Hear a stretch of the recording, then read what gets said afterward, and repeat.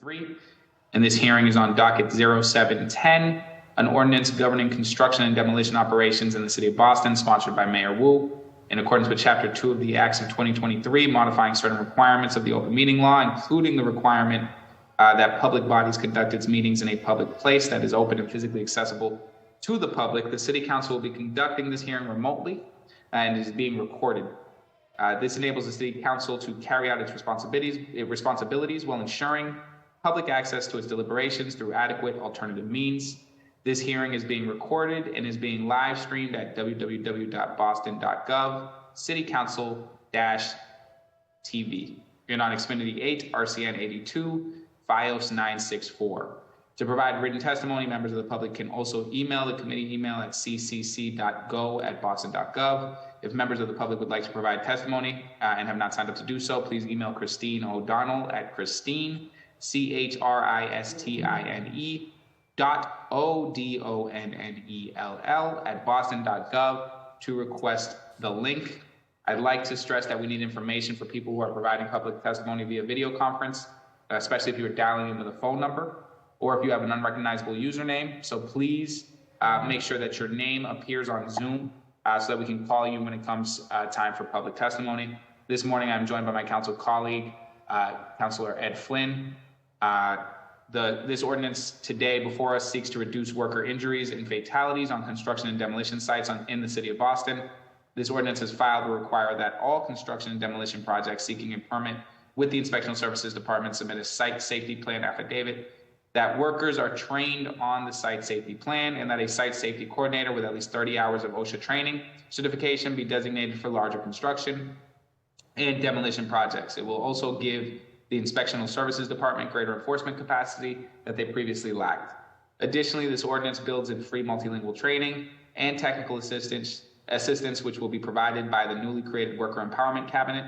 This training and assistance will ensure that small and medium-sized contractors and their workers have the capacity to comply with new requirements with minimal additional costs. This here is an opportunity to hear from the administration, as well as take questions and comments from council colleagues. It's also an opportunity to listen to public testimony. So as chairman, I'll allow my council colleague to give a brief opening remark, and they'll do so in order of arrival as other folks come in. You see, we've been joined by Councilor Erin Murphy. So we're going to start with Council President Flynn, if you have a statement you would like to make. Thank you, Mr. Chair, for holding this hearing, and to Mayor Wu for filing this important ordinance. Attorney Mandarini as well, thank you for being here. And I know other administration officials, including Chris English and Commissioner Sean Lydon. We unfortunately have had several tragic accidents at construction sites in recent years. It's critical that workers are protected on construction sites. I know that this ordinance would require all construction and demolition projects to have a site safety plan, that workers are trained on the safety plan, and that there is a site safety coordinator. I'm looking forward to hearing more about the details of this and how we can continue to work together on ensuring construction workers are safe.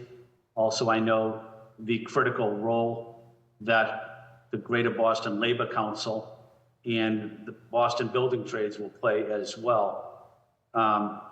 This is an issue I've worked on for 6 years, and I'm glad Mayor Wu and the team are presenting an ordinance today for our consideration, and I certainly support it. Thank you, Mr. Chair. Thank you, Councilor Flynn. Councilor Murphy, if you have any openings. Thank you, Chair. Just happy to be part of this conversation, echoing what Councilor Flynn, President Flynn said. The safety on job sites is the utmost importance. So how can we support the team, Sean Lydon's team at ISD, and all of the building trade and the unions and the workers who are showing up every day to keep our city moving forward and making sure everyone's safe. So happy that this has come before us and looking forward to getting this done quickly. Thank you. Thank you, Councilor Murphy. And I would just say, as the chair, I fully support anything we can do to increase worker safety. It's incredibly important. I think over the last couple years, we have seen a series of tragedies. And if this goes towards preventing those from occurring again in the future, I think anything and any steps that we can take to do that are important. And so this begins with my support. And my hope is that today the public will be able to see something that is coming that is very good for our labor and for our workers. So with that, I'd like to introduce who we have present. We have Trin Nguyen, Chief of the Workers Empowerment Cabinet, Jody Sugarman Brozon, Deputy Chief of Worker Empowerment, Sean Leiden, the Commissioner of Inspectional Services Department, Chris English, the Chief of Staff to the Inspectional Services Department, and Lou Mandarini, who is the Senior Advisor for Labor to Mayor Michelle Wu. And I believe that there is a presentation that you would like to give. And so at this time, please give your presentation. And then if there's a speaking order that you all have designated from the administration side on your own end for opening or for commentary, please feel free to go in your own order. And then when you are done, please kick it back to the chair and I will open it up for councilor questions. So thank you.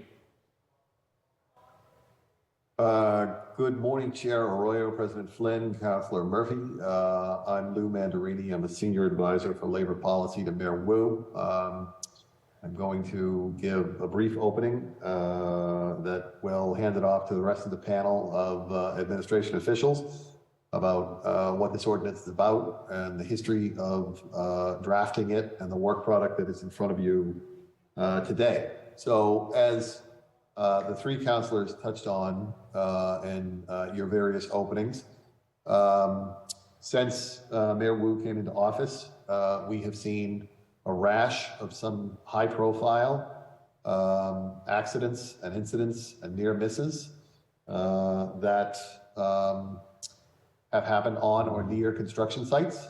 And so we have been working with developers, contractors, unions, federal agency, OSHA, advocates, worker centers. We talk to cities across the country. And what you see today is the culmination of all of that work and that outreach and that discussion and that analysis. This ordinance clearly defines what the administration wants to see worker and public protections to be around construction sites. And so that is what we're going to talk to you about today. In the process of drafting this, so we've got a sample on this slide of the folks that we have talked to and consulted with and who've helped us do this work. You'll see for general contractors, we've talked to Suffolk Construction and Skanska. For developers, we've talked to Related Deal and Housing Investment Corporation to make sure that we cover all sides of the ledger. We've had conversations with emerging developers, smaller developers, developers in communities of color, Boston Communities, Norfolk Design and Construction, the Dream Collaborative, the Builders of Color Coalition. In terms of labor advocacy organizations and unions, we've worked with the Metro Boston Building Trades. We've worked with the Greater Boston Labor Council. In terms of worker centers and advocates, workers and families, we've talked to MassCosh, we've talked to the Brazilian Worker Center, we've talked to the CPA, Chinese Progressive Association, occupational safety and health experts, Jim Mulligan, who's the area director of OSHA, Jack Dennerline of Northeastern University, and then trade associations that represent contractors. So we've talked to the BTEA, Building Trades Employers Association, NECA, National Electrical Contractors Association, the Associated General Contractors of Massachusetts, and the Associated Subcontractors of Massachusetts. So this effort over these last several months represents a very far-reaching process of talking to all stakeholders, or as many stakeholders as we can get to, about what we're doing, to get their input, to get their feedback, and to make changes. This product that you have in front of you today also represents a lengthy process of consulting, not only the entities and the people and the experts and the analysts that we consulted with, but also the culmination of a long process. On August 18, 2022, Mayor Wu and Chief of Operations Dion Irish convened a roundtable discussion with large general contractors, building trades unions, OSHA, other occupational safety advocacy groups, and city agencies that manage and oversee permit construction projects to discuss the tragedies, to discuss the incidents that had happened between, from the beginning of 2022 to that point. We had in that room 11 major general contractors, more than 20 unions and local unions that attended. There was an overwhelming willingness in that room to work with the administration, to support the city agencies that these folks work with all the time to make construction in the city of Boston safer. Partners raised several issues in that meeting, and that isn't the only place that they raised them, but this was the initial one, and this was the grounding for which we did our work. Partners said they need more accessible occupational safety training. They need standardized safety operations and procedures to protect workers and the public, and they need to empower workers to speak up when they see unsafe conditions. Above all, what they said is they want a level playing field that governs everyone. Everyone plays by the same set of rules, and everybody knows what the expectations are. Almost coterminous with that process and that meeting, Mayor Wu undertook a reorganization of our city government. She created a new agency called the Worker and Power Cabinet, which we rolled out on Labor Day. It's led by Chief Trin Nguyen, and Assistant Chief Jody Sugarman-Brozan, long experts in the world of workplace safety and helping workers, and that was rolled out on Labor Day. One of the orienting positions of the Worker Cabinet, one of the functions, and it is indeed why we brought Assistant Chief Sugarman-Brozan on, is worker safety, not just construction worker safety, but worker safety throughout the city and protection of the general public throughout the city. So that agency, the Worker Empowerment Cabinet, which is akin to the Department of Labor for the city of Boston, that's really what it is, we rolled out for the purpose of doing this exact work. So let's review the timeline of efforts that we've had so far. August 18th, 2022, we had that initial construction safety convening that we talked about. Labor Day, September 5th, 2022, Worker Empowerment Cabinet unveiled, leadership announced. November 16th, 2022, we had a construction fire safety summit held in partnership with BFD, OSHA, National Fire Protection Association, and Code Red Consultants. More than 200 participants at Florian Hall. Between October 22nd and February 23rd, 2023, research, analysis, outreach, developed the concept for this ordinance with Worker Empowerment Cabinet and Inspectional Services Department. March 2023, we began in earnest. Further meetings with industry advocates, worker advocates, about the proposed initiative and ordinance. Drafting began, redrafting, amendments, and April 3rd, 2023, you have the work product that is in front of you now. Goals of this ordinance. These are the first principles and the foundational guiding ideas behind what we're doing here. That there's a through line from that first meeting we had with all the stakeholders in August of 2022. These are the four guiding principles. These are the things to keep in mind as we talk about this today. Number one, I want to partner with all stakeholders in the construction industry to build a stronger culture of safety on construction sites throughout the city. Two, we want to give our Inspectional Services Department more tools to be able to ensure safe work practices, protect the general public. Three, we want to level a playing field for contractors, workers, developers, that everybody knows and everybody is subject to the same rules of the road. Four, we want to make sure that they're clear that the city's role is greater than simply enforcement by providing tools, resources, training, and education. That is to say, the city is putting its money where its mouth is to help achieve the goals that we want to achieve with this ordinance.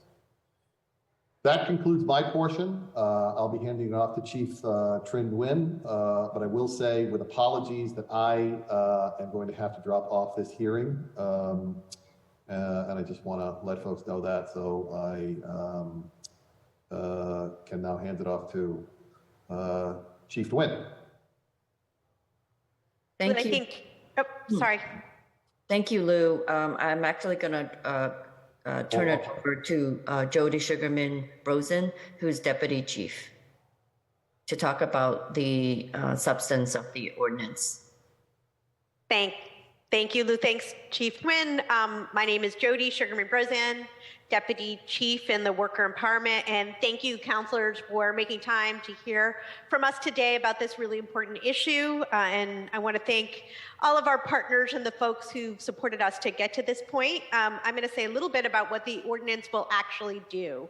First, all construction and demolition projects seeking a permit with the Inspectional Services Department will need to submit a site safety plan affidavit, which is a sworn statement certifying that the permit holder or their designee is prepared and will implement a project-specific site safety plan that defines plan protections from potential hazards. And because we know that a plan is only as good as its implementation, permit holders will also ensure that all workers receive a site safety orientation on the plan and attend pre-shift meetings in languages that they understand. As part of the affidavit, the permit holder will also attest that their project will comply with all applicable OSHA health and safety regulations. And the sites for projects that are over 50,000 square feet or larger than four stories, a site safety coordinator with at least 30-hour OSHA training certification will be designated to oversee implementation of the site safety plan. They'll conduct weekly safety meetings, inspections, spot checks, maintain daily logs, and when they identify unsafe conditions, the site safety coordinator will work to remedy those conditions. And finally, this ordinance will give the Inspectional Services Department some much needed enforcement capacity. In addition to being able to issue violations and stop work and revoke permits, they will be able to issue fines for violations of this ordinance, giving some teeth to the work that we've put forward. And the last slide, and what's the impact? What will this ordinance do? Well, we are certain that it will save lives, it will reduce injury, and it will reduce costs. The Inspectional Services Department issues about 35,000 to 40,000 permits a year. And by requiring those permit applicants to identify potential worksite hazards and put in place a plan to protect people on site and the public, this ordinance will play a really critical role in protecting public safety and ensuring that construction and demolition operations here in the city are carried out in a safe manner. And it will save dollars. Reducing workplace injuries reduces costs. The U.S. construction industry loses more than $11.3 billion a year to serious non-fatal injuries. And that is all for my presentation, and I will hand it over to my colleagues in the Inspectional Services Department, Commissioner Leiden and Chief of Staff Chris English. Good morning. Thank you, Jody. Good morning, Chair Arroyo. Thank you very much for entertaining this meeting. Councilor Flynn, Councilor Murphy, thank you again for your continuous support. Always watching out for ISD and back us wholly in what we do and what we accomplish here throughout the city. Your efforts are greatly appreciated. Thank you, Lou. Let's start. How is this going to work? Is this going to slow permitting? No. The permit approval process will not be slowed by this ordinance. However, it may take applicants time to assess their own work site hazards and to develop a site safety plan. Here's how compliance will work.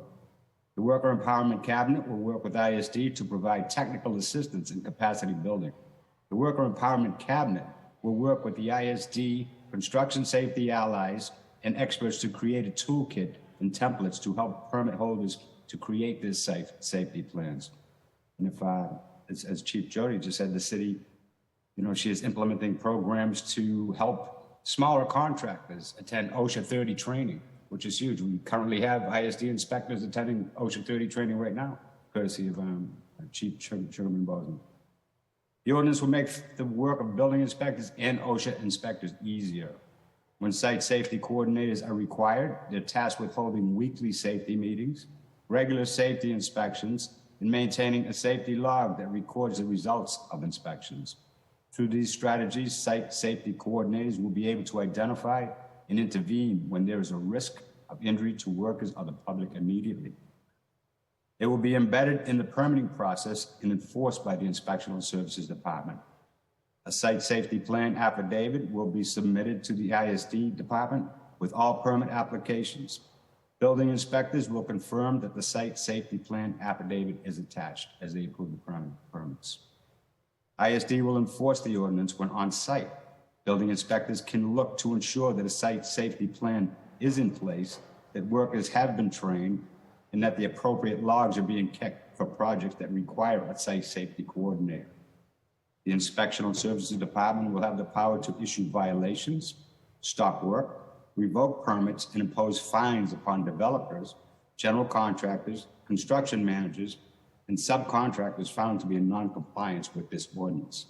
And I'd like to repeat that we've had great feedback from the major construction companies who offered their assistance to implement this ordinance, and they're very appreciative of it. And as Chief Jody has pointed out, it saves time, saves money, and ultimately saves lives and injuries. The ordinance will not go into effect until 180 days after passage. Will it increase costs? The plan does not require additional health and safety measures beyond what is already required by existing regulations. There may be a slight cost for some developers due to additional staff capacity for a site safety coordinator.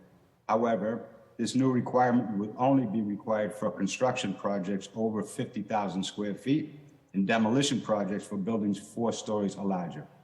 Again, not hurting the smaller contractors. One part of a larger construction safety initiative.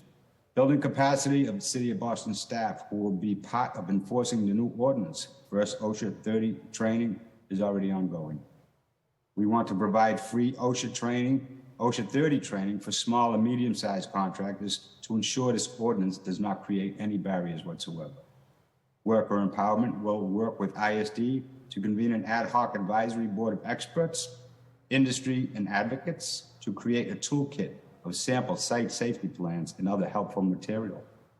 Worker empowerment has created worker know your rights education and outreach tools, which obviously many times immigrants are exploited throughout this industry, and this will help create a stop to that.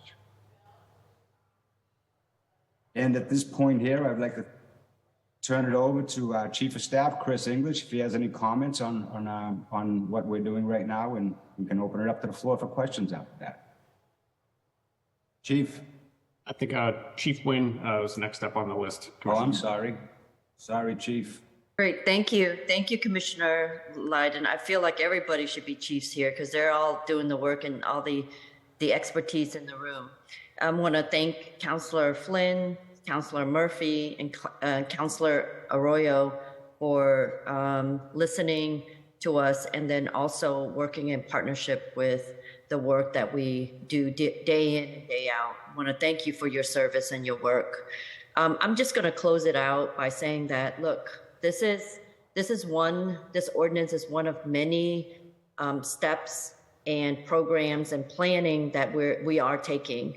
Other initiatives and efforts we're taking is building the capacity of the City of Boston staff. We know that we can't do this work alone. This is an integrated strategy, a collaborative one.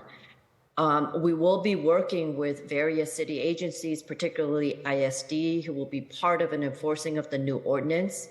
And the first OSHA 30 training started Monday, and 36 registered in 2 sessions.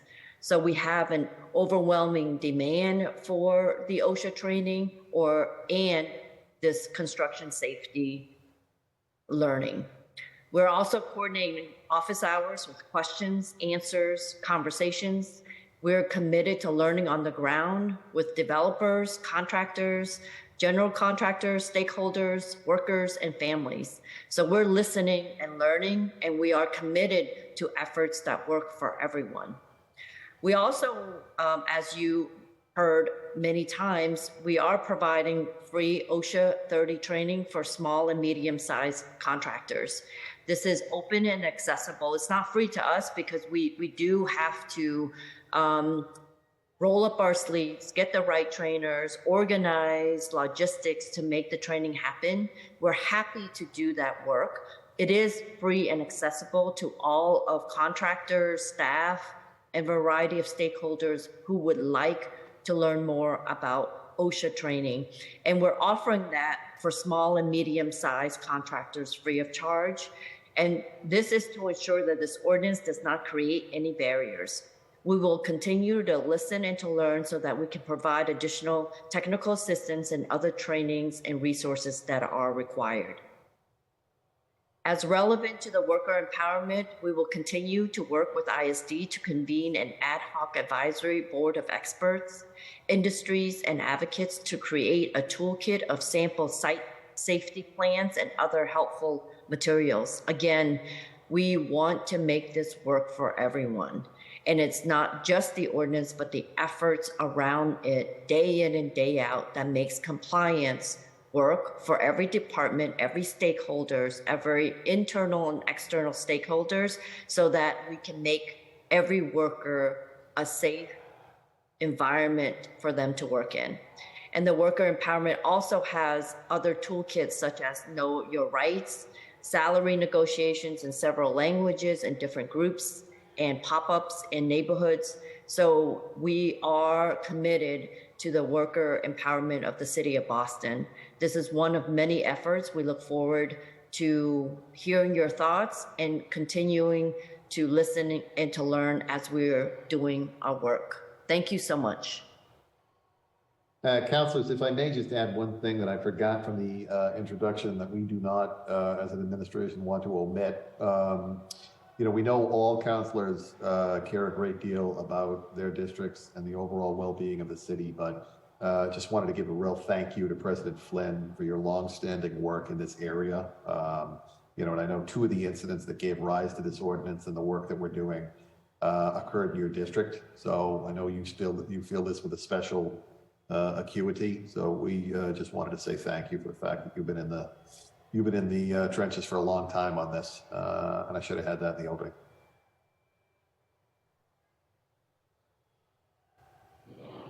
Thank you, Lou. That's nice of you to say. Thank you, Lou. At this time, I'm going to go ahead and go in order of arrival. Councilor Flynn, if you have any statements and/or questions. Yeah, thank you, Mr. Chair, and thank you to the administration team that's here and presented this information and the work you did to bring us to this point. So I support this proposal 100%. Maybe Sean or maybe Lou or whoever is the appropriate person. One issue that I'm also concerned with, not sure if this is necessarily part of this ordinance or not, but wage theft in the construction field.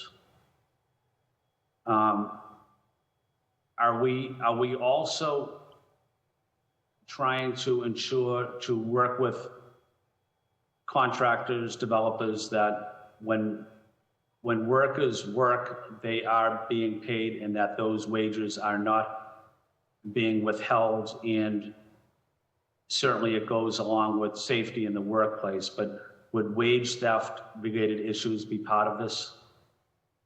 I can take that one, Mr. President. Wage theft is not directly part of this ordinance. You know, as you know from the work that we do every day, we have hard and fast limitations with respect to what municipalities in Massachusetts can do, what the city of Boston can do around wage theft when it crashes into, you know, the Massachusetts wage law. So much of that requires a home rule petition to sort of do stuff and some authorization from the legislature. So this is not part of that. Wage theft is not necessarily part of this, except to say, as Chief Nguyen touched on at the end, one of the points of the Worker Empowerment Cabinet that the city can do without a home rule petition, without question, is make sure that workers know, make sure that the city is working with worker centers and unions and worker advocacy groups and workers and everyone, all of you, know their rights. Mm-hmm. So not directly in the ordinance that's in front of you today, but the orientation of the Worker Empowerment Cabinet is very much about making sure that workers know their rights, know where to go, you know, in terms of an agency that can help them, and using the machinery of the city to make sure they get there. So again, not directly part of this, but wage theft is uppermost in our mind, and it is something that you will see a lot of action on from the administration and the Work Empowerment Cabinet. Yeah, thank you, Lou. Appreciate that response. And maybe as a follow-up, and I noticed in your presentation, some of the outreach you did with the immigrant community as well. I know that's a critical part of the education for workers to know their rights. So having said that, what will this ordinance specifically do so workers that might not be part of a union, that might not speak English, but we want to make sure that they know what their rights are in the construction, on the construction site. So how would we be educating workers, especially non-union workers, about their rights, and how are we going to get that message to many workers that don't speak English as well? Do you want me to take that one? Yes, please, Chief. By all means. So two pieces is a cabinet. We have a website that has lots of information on workers' rights as it pertains to wage theft, health and safety, and I'll be sure to share that information with counselors so you can get that out to your districts for sure.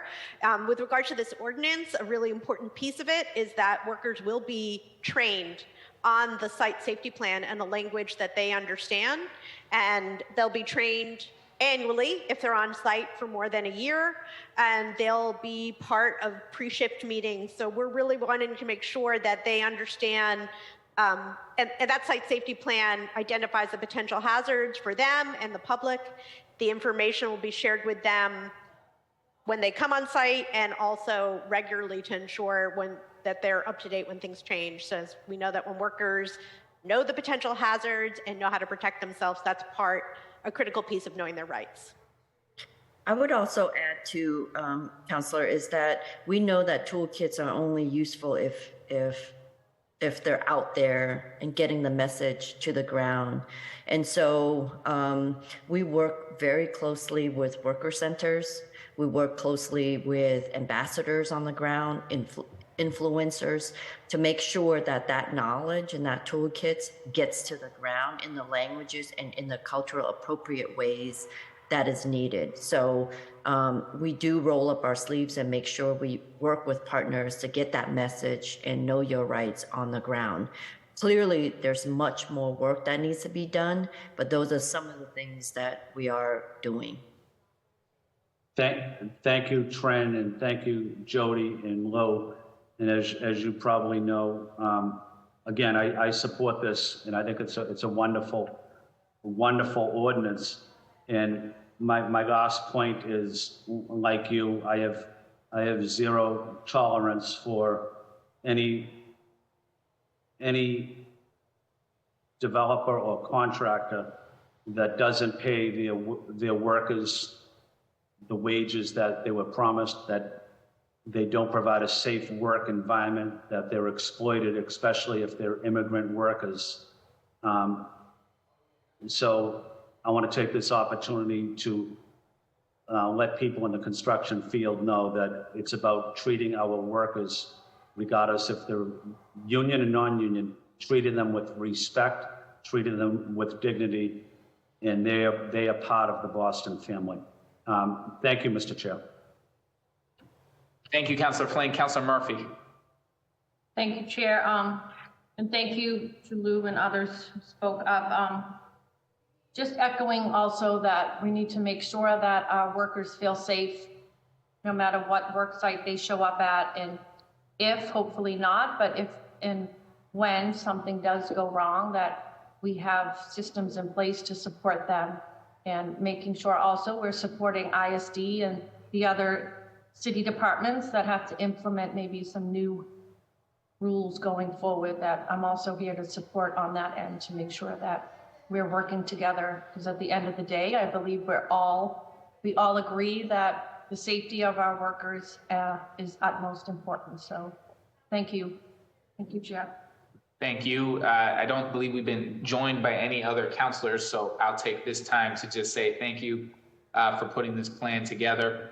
I know that wage theft has been raised. That is something that my office filed last year, and it's something that we are probably going to at some point file again. It is in the process of sort of being worked on with all of the stakeholders that you would expect would need to be at the table on that. The getting that right is incredibly important and also somewhat complex because of the language and the interactions with all of the different stakeholders. And so I'd like that to be not just for construction workers, but eventually folks who are working in our service industry, folks who are doing work at restaurants. There's a large amount of wage theft within the service industry, and I'd like to include them as well in some way, shape, or form. And so there are aspects of that that we are still refining. But that is something that this council takes very seriously, and I expect we will see this council move forward on at some point in time. As it relates to what's before us today, I'm just really grateful for everybody for the work that you are doing to help keep people safe and to help protect lives. I think every time we get a globe alert or a news alert that someone has been harmed or killed at a work site, that's incredibly devastating. People should be able to go to work and go home safely. And so I applaud the administration for putting forward something that helps make sure that more people are able to do just that. So thank you. This has my full support. I don't really have any questions on it. I think you guys did a really thorough job presenting it. I'm happy to give the administration, if you'd like to give any closing statement on it, I'm happy to let you speak in closing, and then I'm going to go to community comment. We have no closing statement at this point, Councillor.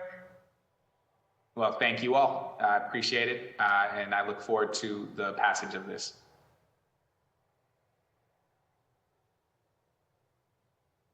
Now I'm going to move over to public comment. I believe we have a few folks signed up for public comment, but I'm not sure if they are here.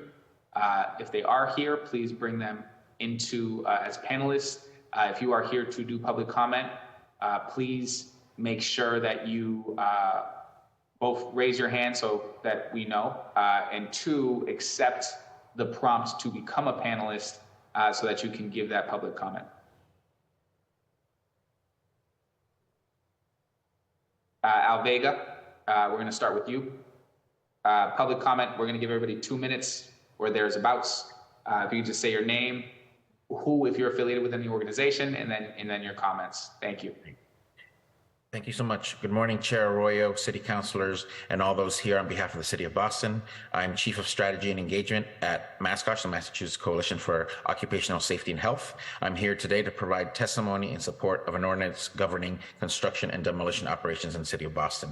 This past April 28th, our organization, as we have for over 30 years, co-sponsored an event in the Boston Common near the State House commemorating Workers' Memorial Day.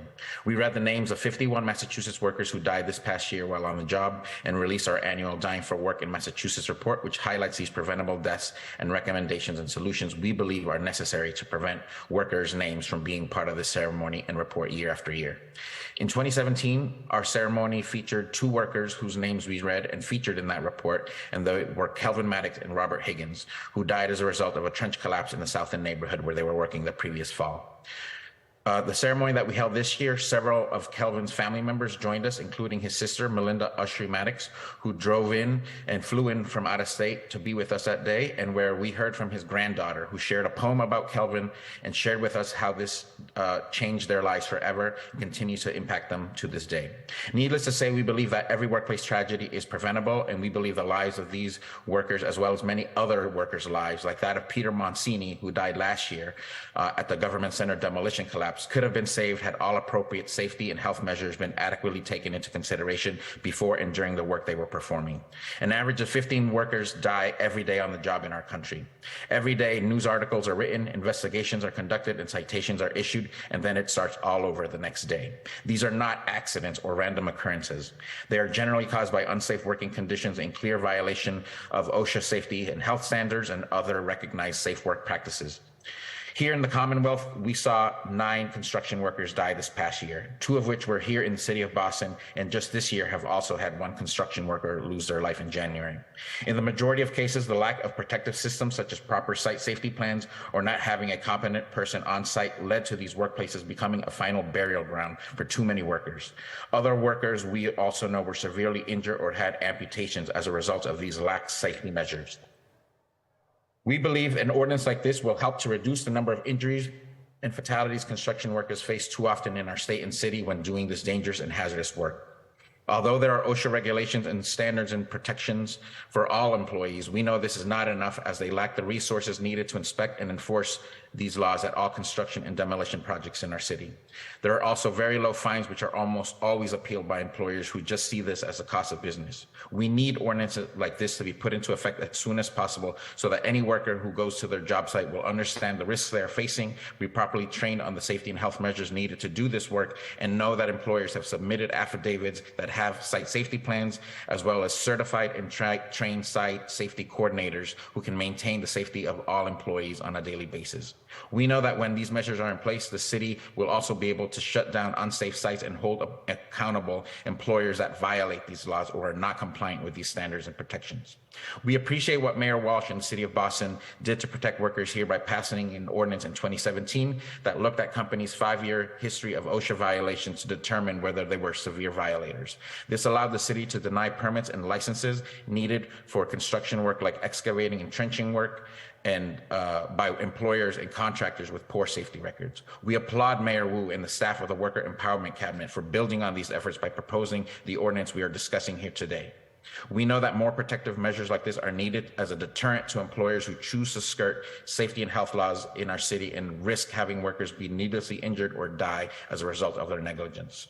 We know there's always more to be done, but having ordinances like this in place that can be implemented and enforced, we hope that our perspectives and experiences on these issues are taken into consideration and that you will all ultimately lend your support to make sure that these workers can do this job and return to their homes and families in the same condition as they left. I want to leave you with the words of a family member who was unable to testify today, but asked that I share her words with you so that they could be taken into the public record. My name is Melinda Ushry Maddox. I'm speaking on behalf of fallen hero named Calvin Chuck Maddox, who lost his life in a trenching incident in Boston South End in 2016. My baby brother lost his precious life in an accident that could have and should have been prevented with simple safety precautions. His death had a huge impact on our family and many generations to come. He was the head of a huge family and carried us all. His death left a huge void that cannot and will never be filled. I pray that no other families find themselves in our situation. Please do all that you can to make sure that these types of incidents do not happen again. It was preventable and has caused us much mental and emotional turmoil. Please put these and other safety measures in place to prevent these types of accidents from happening to anyone else. Again, this is just one anecdote of what families have to deal with when we allow unscrupulous employers to avoid taking all steps to save workers' lives from construction and demolition hazards, or refuse to invest in the necessary safety measure that we know should be a priority to avoid more stories like this from families who no longer have family members in their lives due to these incidents. Thank you so much for your time and commitment to the working people of our city. Thank you, Mr. Vega. We have Jean Vatalia, if you are there. And then I believe we have, this could be a number of our folks, but we have one that's in the attendees section as Boston Buildings Trades Unions. If you can just change it to the name that you signed up for to give testimony so we can queue you up. Thank you. Whenever you're ready, Jean. Oh, okay. Thank you, the board. I want to thank the Chief Arroyo for all the work that the city is doing, and Mayor Hu for putting this ordinance and all the team that are working in order to have a better, safe environment in our city. Like you mentioned, my name is Jean Vatalia. I've been in construction for about 3 decades now. And my early years in construction, I studied at the Big Dig. I worked at the Big Dig from 1991 till 2007. And so I spent a lot of time doing construction, working for Bechtel. So I've seen people on my job site pass away due to unsafe working situations. and that left family behind. And I have a testimony of a father that left about four children behind. And that always concerned me about safety. Is always a priority for me. When I heard that the city is putting this ordinance and in place, and I was so thrilled because I think that this is a wonderful ordinance, and that will put another layer in terms of safety for our workers in the city. And we believe this ordinance will help reduce and eventually, hopefully, that eliminate deaths in our city, comparing to the influx of fatalities that are going on almost every year. And when you look at the U.S. Bureau of Labor statistics, that it shows that there is an percentage of increase every year from 2001, 2020 to almost about 1,034. 2021, it jumped to about 5190, and it keep on going every year. We have more people dying in terms of less safety in our job site, and I believe this ordinance will change that, especially by giving a broader power to ISD, not only to come and inspect the site, but being able to look at the safety plan to make sure that everybody is doing the right thing. And I think that's a plus. That's a plus in beside the oversight of OSHA, because OSHA, that the federal part, it's also going to be involved in that aspect.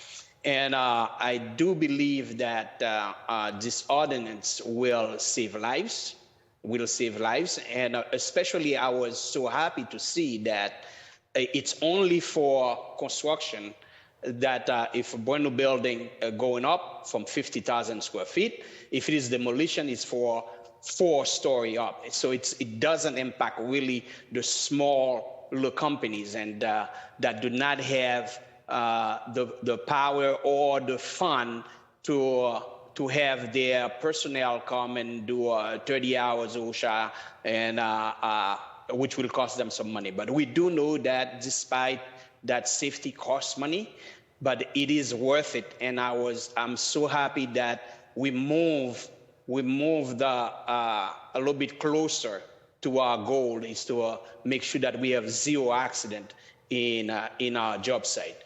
Thank you.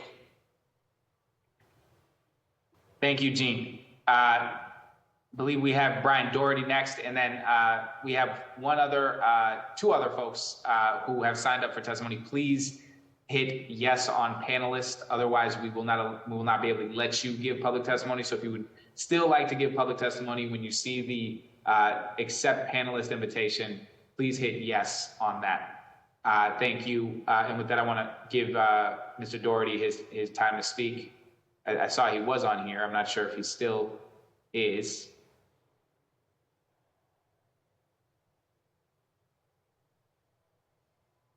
Looks like perhaps we lost connection with Mr. Doherty, so when he comes back, we will put him on.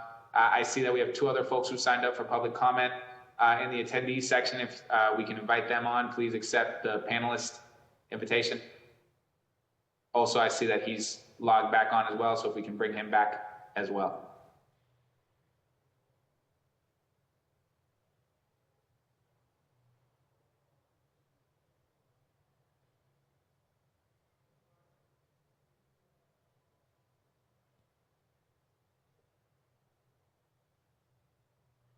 Hello, everyone. Can you hear me?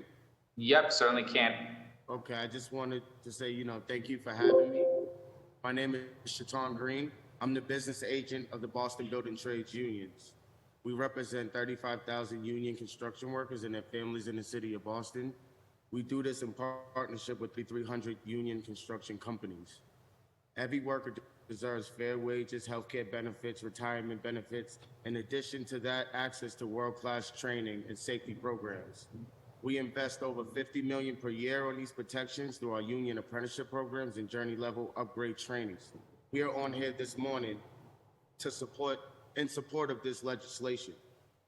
Safety is everyone's responsibility, and we appreciate the chance to work in partnership with the City of Boston to strengthen safety protocols, protections for all workers in our city. Thank you for your time and attention this morning to this important matter. Have a good morning, everyone. Thank you for speaking. Thank you. Is there anyone else who's going to be testifying from you right there? Say that again? Is there anyone else with you who's going to be testifying, or are we free to go to the next one? Sorry, you're free to go to the next one. Thank you. Thank you very much. Appreciate you. I don't know. We have two other people signed up to testify, Darlene Lombos and Rob Carson.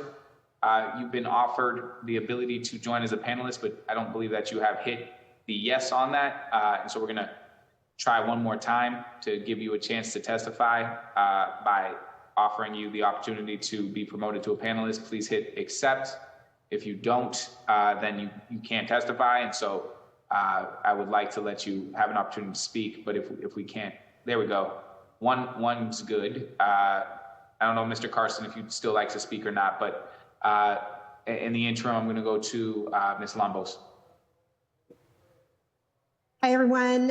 Thanks so much, Councillor. My name is Darlene Lombos with the Greater Boston Labor Council. We represent about 100,000 workers and their families in the Greater Boston area.